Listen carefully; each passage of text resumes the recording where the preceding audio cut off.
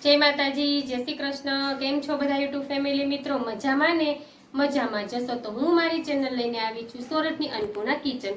तो आपणे आज एवी रेसिपी बताववानी छे इडली पण केवी बनाववानी छे आपणे घरे बनाववानुं छे। आपणे खीरू एटले के सरसथी बेटर बनावीने अने आपणे घरे बनावेलुं बेटरमांथी आपणे इडली कई रीते बने अने केवी रीते बने ते चालो पहेला जोई लईए।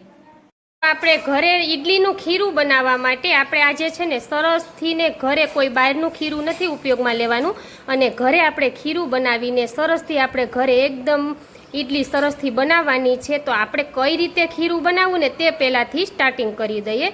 તો જો આપણે 3 વાટકા મોટા છે ને ચોખા લીધા છે, તેમાં તમે ચોખા છે ને લઈ શકો છો। આપણે અત્યારે જો આ ખીચડિયા ચોખા લીધા છે, તો આપણે અત્યારે 3 વાટકા લઈ લીધા છે।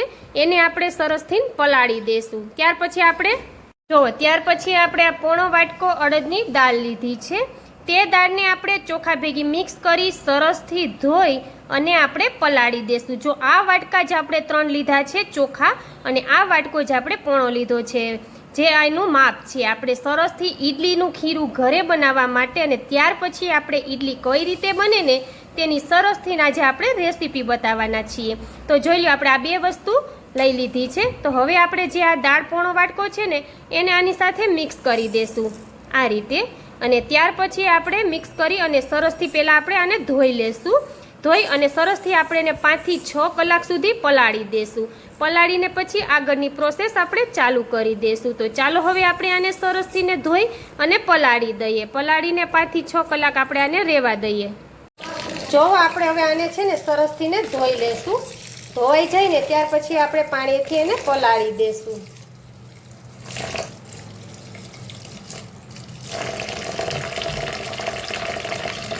જો તો આપણે આ સરસથી ધોવાઈ ગયા છે, તો હવે આપણે એને પાણીથી સરસ ભરી દેશું।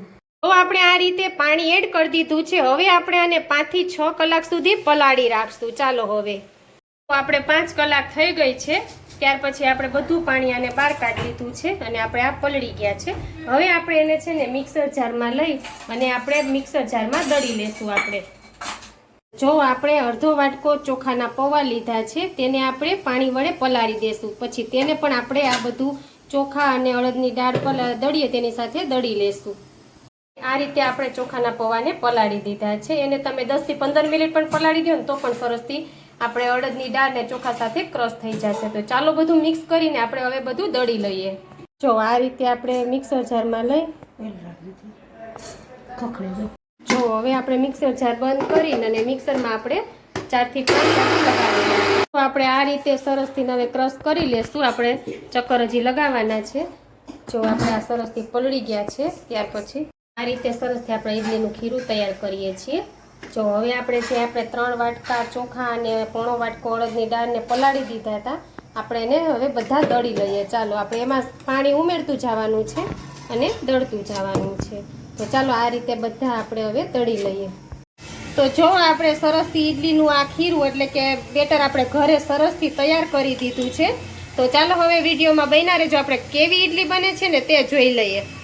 જો આપણે છે ને આ રીતે પછી ઈડલીની પ્લેટ જ આવે છે, તે પ્લેટ આપણે સરસથી ને ભરી લેશું। જો એટલી ચાલો બધી પ્લેટ ભરી લઈએ અને ત્યાર પછી આપણે જો આપણે આ સરસથી પ્લેટ ભરી લીધી છે ઈડલીની, જો આ રીતે, અને આ રીતે જો આપણે ઢોકળિયામાં બધી પ્લેટને એડ કરી દેશું।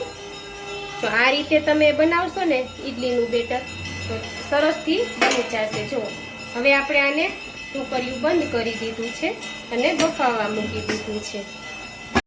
જો આપણે એકદમ સરસથી જોવો ઈડલીનું બેટર આપણે જેવું બહારથી ખીરું લઈએ ને એવું સરસથી આપણે 3 વાટકા ચોખાના અને પોણો વાટકો અડદની દાળને પલાળી દીધા હતા 5 કલાક।